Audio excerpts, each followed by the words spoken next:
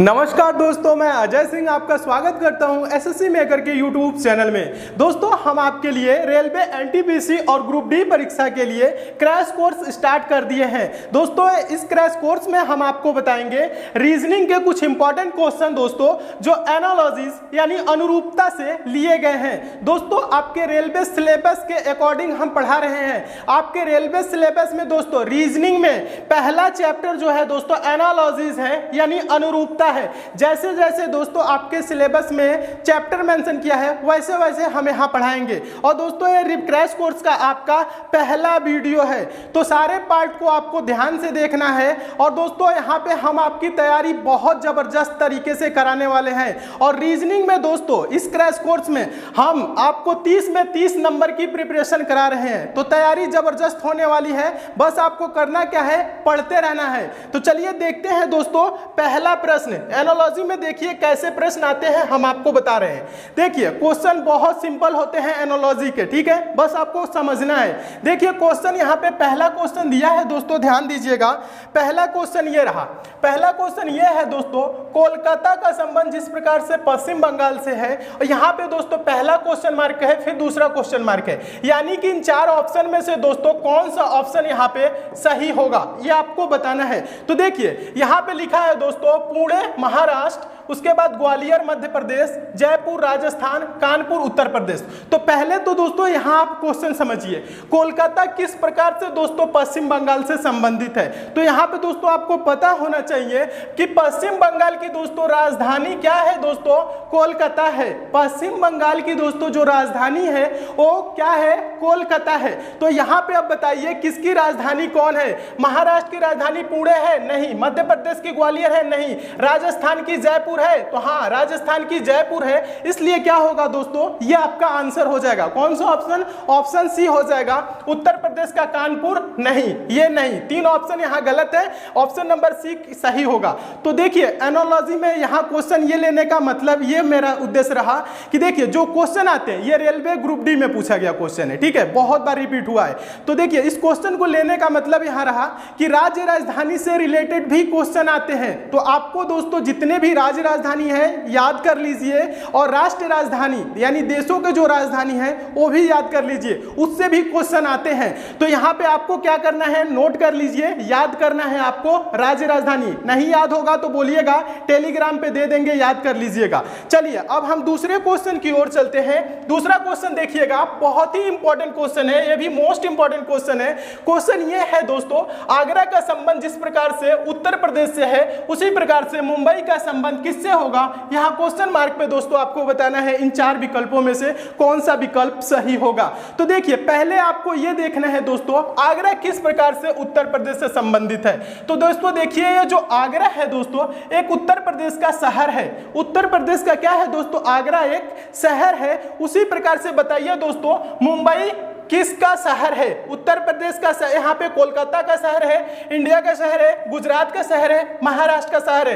तो यहाँ पे जो ये उत्तर प्रदेश दिया है ध्यान दीजिएगा, ये दोस्तों क्या है, ये राज्य है। उत्तर प्रदेश एक राज्य है और इसका एक शहर है आगरा। उसी प्रकार से दोस्तों ये महाराष्ट्र क्या है, एक राज्य है जिसका शहर है मुंबई। तो इसका आंसर क्या होगा दोस्तों, ये ऑप्शन नंबर डी सही हो जाएगा। तो मैं उम्मीद करता हूं दोस्तों आप इस प्रश्न को भी बहुत अच्छे तरीके से समझ गए होंगे, और इस टाइप के भी क्वेश्चन आपके एग्जाम में आएगा तो आप अच्छे से सॉल्व कर लेंगे। चलिए अब हम नेक्स्ट क्वेश्चन की ओर चलते हैं। देखिए जो शहर हैं, राज्य हैं, वो भी आपको पता होना चाहिए क्योंकि ऐसे भी क्वेश्चन पूछे जाते हैं। अगला क्वेश्चन की ओर चलते हैं। देखिएगा अगला क्वेश्चन, हाँ तीसरा क्वेश्चन रहा दोस्तों। ये तीसरा क्वेश्चन मोस्ट इंपॉर्टेंट क्वेश्चन है, ध्यान दीजिएगा, बहुत ही इंपॉर्टेंट क्वेश्चन है। यह भी पूछा गया है, एनटीपीसी में पूछा गया है क्वेश्चन। क्वेश्चन ये है दोस्तों, द्रव का संबंध जिस प्रकार से दोस्तों लीटर से है उसी प्रकार से दोस्तों यहाँ दो क्वेश्चन मार्क दिए गए हैं, यानी चारों ऑप्शनों में से कौन सा ऑप्शन सही होगा। तो देखिए पहला ऑप्शन लिखा है दोस्तों वजन किलोग्राम, फूल, फूलदान, फेम, टेलीविजन, वुसेल, कार्न।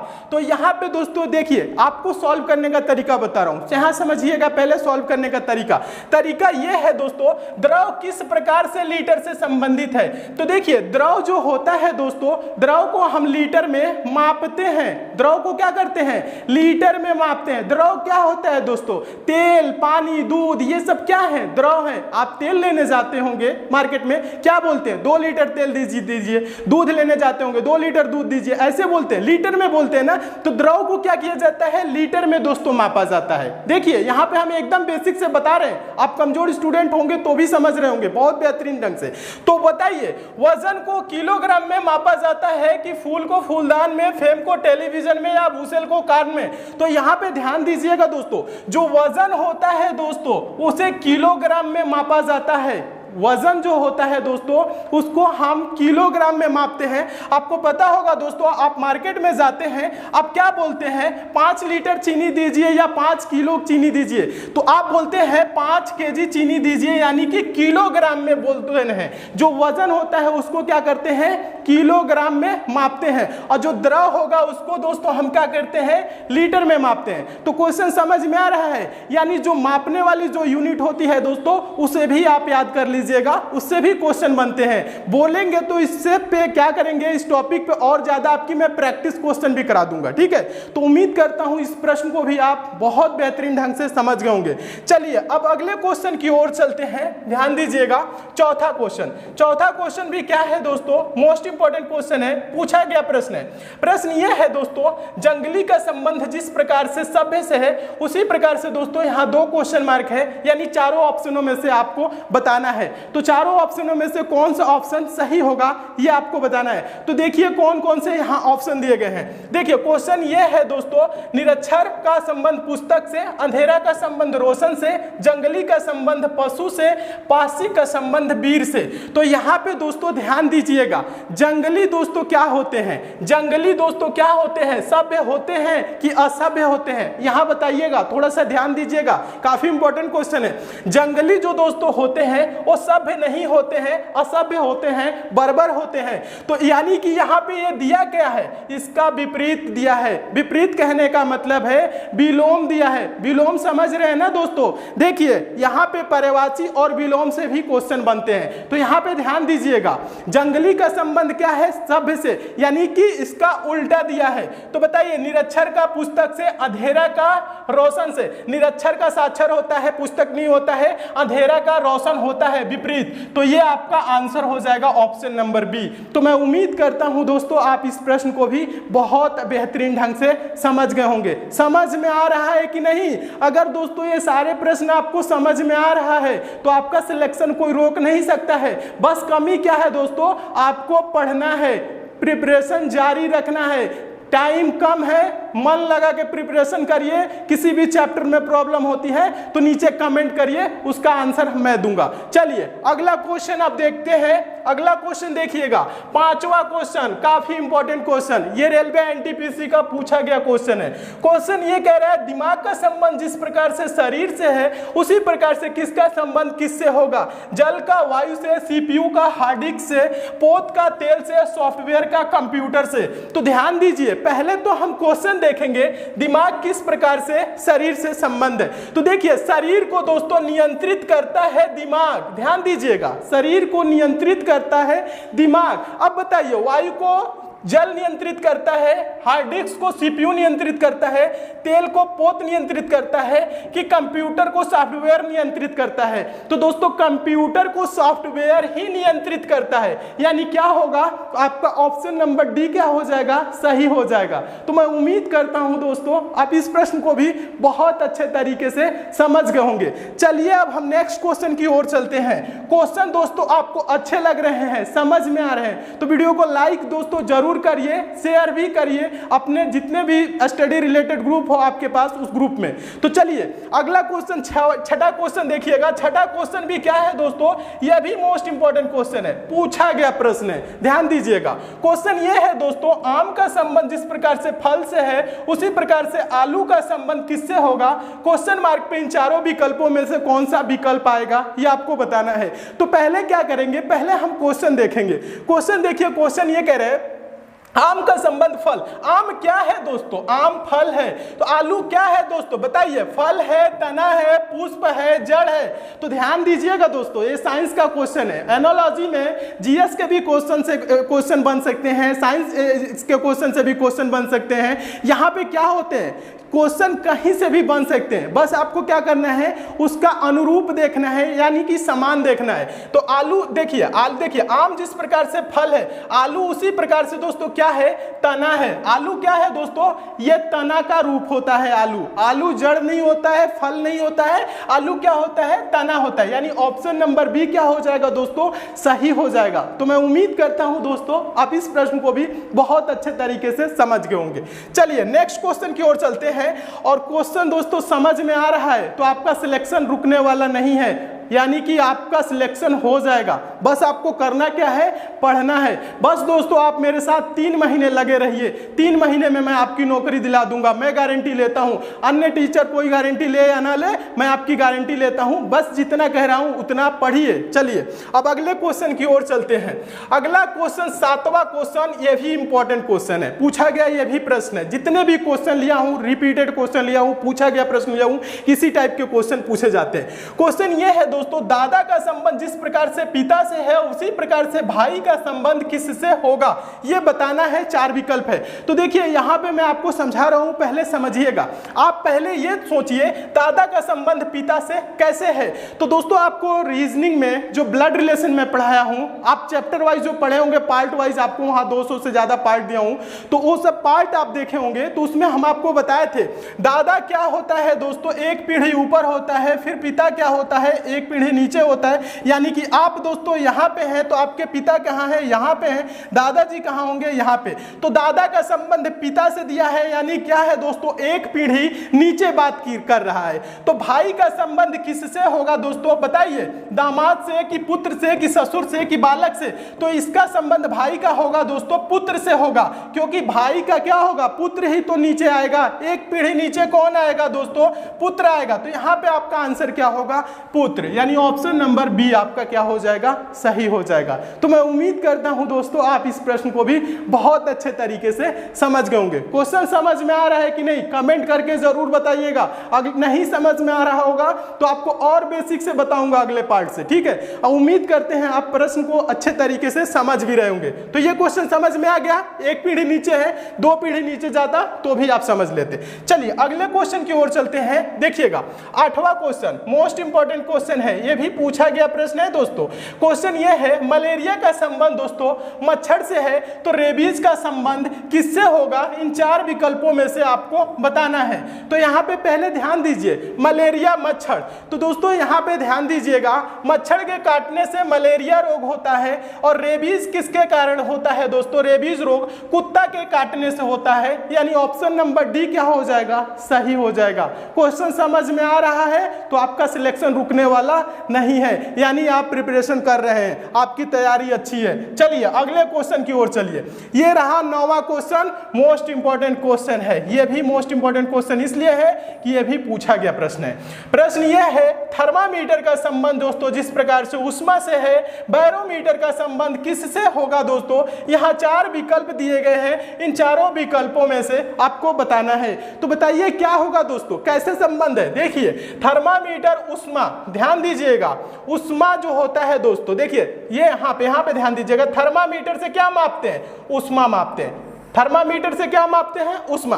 बैरोमीटर से दोस्तों क्या मापते हैं? वायु दाब मापते हैं। तो दाब देखिए यहाँ पे दिया है, ऑप्शन नंबर बी क्या हो जाएगा, सही हो जाएगा।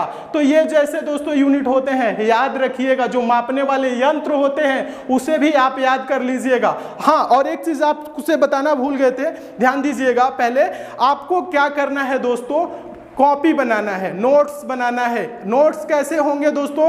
मोटी मोटी कॉपी होगी, पेन लेना है आपको, 4 कॉपी ले लीजिएगा दोस्तों। 4 कॉपी इसलिए, एक में आप मैथ की बना लीजिएगा, एक में आप रीजनिंग की बना लीजिएगा, और एक में दोस्तों जनरल अवेयरनेस, और एक में अलग थोड़ी सी पतली ले लीजिएगा, साइंस की बना लीजिएगा। ठीक है, चारों को बना लीजिए और चारों में बेहतरीन तरीके से जो जो मैं बता रहा हूं, जितना कह रहा हूं उतना लिखिए, और एग्जाम के टाइम उसे पढ़ के जाइएगा। आपका सिलेक्शन रुकने वाला नहीं है। बस आपको करना क्या है? मन लगा के पढ़ाई करना है। तो चलिए अब अगले क्वेश्चन की ओर चलते हैं, ध्यान दीजिएगा। अगला क्वेश्चन इंपॉर्टेंट क्वेश्चन, अगर आप दोस्तों पार्ट वाइज जो मैं वीडियो पढ़ाया था रीजनिंग का और मैथ का, तो उसे आप देखेंगे तो ये सारे क्वेश्चन आपको समझ में आ रहे होंगे, क्योंकि इस टाइप के क्वेश्चन मैं करा रहा था वहां पे सारे, और यहां पे भी करा रहा हूं। क्रैश कोर्स में सारे इंपॉर्टेंट क्वेश्चन शामिल कर रहा हूं। तो देखिए क्वेश्चन ये है, एडी का संबंध जिस प्रकार से बीई से है, उसी प्रकार से दोस्तों सीएफ का संबंध किससे होगा? इन चारों विकल्पों में से आपको बताना है। तो बताइए एडी बीई से, देखिए यहां पे आपको समझा देता हूं, थोड़ा सा समझ लीजिएगा। यहां पे पहले ये देखिए, आप ये देखिए कि ये जो दोस्तों आपका एडी है, बीई से किस प्रकार संबंधित है। तो आपको ऐसे नहीं पढ़ना, आप ये देखिए, ए के बाद बी दिया है, डी के बाद दोस्तों क्या दिया है? ई दिया है। समझ रहे ना? तो हम सी को क्या लिखेंगे? सी को लिख देंगे डी। एफ को क्या लिख देंगे? एफ को लिख देंगे जी। तो आंसर क्या होगा दोस्तों? डीजी। क्वेश्चन मार्क पे क्या आएगा? डीजी। डीजी देखिए किस ऑप्शन में है, देखेंगे ऑप्शन नंबर सी में है, तो आपका ऑप्शन नंबर सी दोस्तों क्या हो जाएगा? सही हो जाएगा। तो मैं उम्मीद करता हूं दोस्तों आप इस प्रश्न को भी बहुत अच्छे तरीके से समझ गए होंगे, और इस टाइप के क्वेश्चन आपके एग्जाम में आएगा तो आप अच्छे से सॉल्व कर लेंगे। क्वेश्चन समझ में आ रहा है कि नहीं आ रहा है, कमेंट करके जरूर बताइएगा। अच्छा लग रहा है दोस्तों क्वेश्चन तो लाइक शेयर जरूर करिएगा। जितने भी आपके फ्रेंड सर्किल है उनको भी बताइएगा कि Ajay sir crash course start कर दिए हैं, पढ़ा रहे हैं, मन लगा के पढ़िए। चलिए अब अगले क्वेश्चन की ओर चलते हैं। ये नंबर से भी रिलेटेड क्वेश्चन आते हैं आपके एनालॉजी में। 4 का संबंध इस प्रकार से 16 से है, उसी प्रकार से दोस्तों 7 का संबंध किससे होगा? जल्दी से बताइए दोस्तों। आप लोग कमेंट भी किया करिए, कमेंट आप लोग करके भी बताइएगा, हम देखेंगे कितने लोग सही आंसर करते हैं। देखिए 4 का संबंध 16 से किस प्रकार से, बहुत से स्टूडेंट क्या करते हैं? तुरंत आंसर देते हैं। देखिएगा 4 का क्या है? स्क्वायर है। 4 का स्क्वायर क्या होता है? 16 होता है। इसी प्रकार से 7 का दोस्तों स्क्वायर क्या होगा? 7 का स्क्वायर होगा 49, 49। देखिए 49 किसी ऑप्शन में है? नहीं है। जब नहीं है तो क्या करेंगे? तब हम दूसरा तरीका लगाएंगे। जब नहीं है तो क्या करेंगे? दूसरा तरीका लगाएंगे। प्रश्न ऐसे भी सॉल्व होता है, स्क्वायर से रिलेटेड भी क्वेश्चन आते हैं, ठीक है, ध्यान दीजिएगा। लेकिन जब नहीं है तो क्या करेंगे? नहीं है तो चलिए दूसरा तरीका बता रहे हैं कैसे लगाएंगे। जब देखिए यहां पे आप ध्यान दीजिए, अब आपका क्वेश्चन ये रहा, यहां पे ये देखिए 4 का 16 से कैसे, अगर मैं बोलूं दोस्तों 4 गुने 4 कर दीजिए तो क्या हो जाएगा? 16 हुआ। हम क्या किए? 4 गुना किए। यहां पे दोस्तों क्या करेंगे? 4 गुना ही करेंगे, क्योंकि यहां पे 4 गुना किया था तो यहां पे भी हम 4 गुना ही करेंगे। तो 7 गुने 4 करेंगे तो क्या होगा? 28 होगा। देखिए 28 किसी ऑप्शन में है? हाँ 28 ऑप्शन नंबर सी में, तो आपका ऑप्शन नंबर सी सही हो जाएगा। अगर नहीं सही होता तो फिर हम तीसरा रूल लगाते। ठीक है, चलिए तो अब अगले क्वेश्चन की ओर चलते हैं, और उम्मीद करते हैं दोस्तों आप इस प्रश्न को भी बहुत अच्छे तरीके से समझ गए होंगे। देखिएगा अगला क्वेश्चन ये रहा, 12वां प्रश्न, मोस्ट इंपॉर्टेंट क्वेश्चन है। यह भी पूछा गया प्रश्न है आरआरबी एनटीपीसी में, ठीक है, नहीं शायद ग्रुप डी में पूछा गया क्वेश्चन है, ध्यान दीजिएगा। यह क्वेश्चन ये है, 3 का संबंध दोस्तों जिस प्रकार से 27 से है, उसी प्रकार से दोस्तों 4 का संबंध किससे होगा? तो बताइए, अभी पिछला क्वेश्चन आप देखें ना, स्क्वायर से रिलेटेड था, तो ये क्यूब से रिलेटेड है। ध्यान दीजिएगा, ये क्यूब से रिलेटेड है। तो 3 का दोस्तों क्या होता है? क्यूब। क्यूब मतलब घन, 3 का पावर 3। कहने का मतलब ये है 3 गुने 3 गुने 3। बेसिक से समझा रहा हूं, समझिएगा। 3 त्रिक 9 त्रिक 27 क्या होता है दोस्तों? 3 का क्यूब 27 होता है। तो 4 का क्यूब दोस्तों क्या होगा? बताइएगा। 4 गुने 4 गुने 4, 4 चौको 16, 16 चौको 64, यानी आंसर आपका क्या होगा? क्वेश्चन मार्क पे यहाँ पे होगा 64। देखिए 64 किस ऑप्शन में है? देखेंगे ऑप्शन नंबर बी में है, तो आपका ऑप्शन नंबर बी दोस्तों क्या हो जाएगा? सही हो जाएगा। तो मैं उम्मीद करता हूं दोस्तों आप इस प्रश्न को भी बहुत अच्छे तरीके से समझ गए होंगे, और इस टाइप के भी क्वेश्चन आपके एग्जाम में तो आप अच्छे से सॉल्व कर लेंगे। क्वेश्चन अच्छे लग रहे हैं तो वीडियो को लाइक शेयर जरूर करिएगा। चलिए अब अगले क्वेश्चन की ओर चलते हैं। देखिएगा ये रहा आपका 13वां क्वेश्चन। देखिएगा यहाँ पे क्वेश्चन की संख्या ज्यादा की है इसलिए ताकि आपकी प्रिपरेशन अच्छी तरीके से हो सके। 13वां क्वेश्चन ये है 6 का संबंध दोस्तों जिस प्रकार से 222 से है उसी प्रकार से 7 का संबंध किससे होगा ये आपको बताना है। तो बताइए 6 का संबंध 222 से कैसे होगा। तो ध्यान दीजिएगा हम बता रहे हैं 6 को क्या करेंगे दोस्तों 6 का क्यूब करेंगे। 6 का क्यूब होता है 216 यानी 6 गुने 6 गुने 6 36 के 216 है और इसमें इसका क्या करेंगे 6 का क्यूब किया है तो इसमें 6 जोड़ देंगे। जब इसमें 6 जोड़ देंगे तो ये क्या हो जाएगा दोस्तों 222 हो जाएगा। जिसका क्यूब किए वही संख्या जोड़ दिए। इसी प्रकार से दोस्तों क्या करेंगे 7 का क्यूब करेंगे। 7 का क्यूब होता है 343 7 गुने 7 गुने 7 7 सत्ते 49 सत्ते 343 और इसमें क्या करेंगे 7 जोड़ देंगे। जब 7 इसमें जोड़ देंगे तो ये क्या हो जाएगा दोस्तों 350 हो जाएगा। देखिए 350 किस ऑप्शन में है देखेंगे ऑप्शन नंबर आपका पहले में है ए में है तो आपका ऑप्शन नंबर पहला दोस्तों क्या हो जाएगा सही हो जाएगा। तो मैं उम्मीद करता हूं दोस्तों आप इस प्रश्न को भी बहुत बेहतरीन ढंग से समझ गए होंगे। चलिए अब हम नेक्स्ट क्वेश्चन की ओर चलते हैं। अगला क्वेश्चन देखिएगा और टेलीग्राम को ज्वाइन कर लीजिएगा। इसकी पीडीएफ भी मैं वहां पे प्रोवाइड कर दूंगा दे दूंगा। टेलीग्राम पे जाइएगा एसएससी मेकर सर्च करके ज्वाइन कर लीजिएगा। हाँ चलिए अब देखिएगा अगला क्वेश्चन ये आपका 14 नंबर का क्वेश्चन है। क्वेश्चन ये है एफ का संबंध 216 से है तो एल का संबंध किससे होगा आपको बताना है। तो देखिए एफ किस प्रकार से 216 से संबंधित है तो यहाँ पे ध्यान दीजिएगा। पहले जब ऐसे क्वेश्चन है तो पहले आप नंबरिंग करेंगे एफ कितने नंबर पे आता है। कितने नंबर कहने का मतलब है अगर मैं बोलूं दोस्तों A B C D E F लिख दीजिए तो पहले पे कौन है एक पे दो एक ए है दूसरे पे तीसरे पे चौथे पे पांचवें पे छठे पे एफ कितने पे है 6 नंबर पे है। इस प्रकार से को इससे क्या बोलते हैं जब नंबरिंग बोलते हैं तो एफ कितने पे है 6। अब 6 को 216 करने के लिए क्या करेंगे हम इसका क्यूब कर देंगे तो ये क्या हो जाएगा दोस्तों 216 हो जाएगा। यानी क्या किया है नंबरिंग करके उसका क्यूब कर दिया है। तो ठीक इसी प्रकार से ये आपका एल है तो इसे भी क्या करेंगे दोस्तों नंबरिंग करके क्यूब कर देंगे। तो एल आपका आता है दोस्तों 12 नंबर पे तो 12 का क्यूब कर देंगे। 12 का क्यूब का मतलब होता है 12 गुने 12 गुने 12 12 पर हम 144 और 144 गुने 12 करेंगे तो आंसर आएगा 1728। यानी 12 का क्यूब तो आपको पता ही होगा 1728 होता है। देखिए 1728 किस ऑप्शन में है देखेंगे ऑप्शन नंबर बी में है तो आपका ऑप्शन नंबर बी दोस्तों क्या हो जाएगा सही हो जाएगा। तो मैं उम्मीद करता हूं दोस्तों आप इस प्रश्न को भी बहुत अच्छे तरीके से समझ गए होंगे और इस टाइप के भी क्वेश्चन आपके एग्जाम में आएगा तो आप अच्छे से सॉल्व कर लेंगे। तो ये दोस्तों वीडियो आपको कैसी लगी कमेंट करके हमें जरूर बताइएगा। अच्छी लगी है तो लाइक शेयर कर दीजिए। चैनल पे नए हैं तो चैनल को सब्सक्राइब कर लीजिए। नोटिफिकेशन बेल को भी जरूर ऑन कर लीजिएगा ताकि जितनी भी दोस्तों मैं इंपॉर्टेंट वीडियो दूं उसकी आपको नोटिफिकेशन मिले। लाइक शेयर करिए।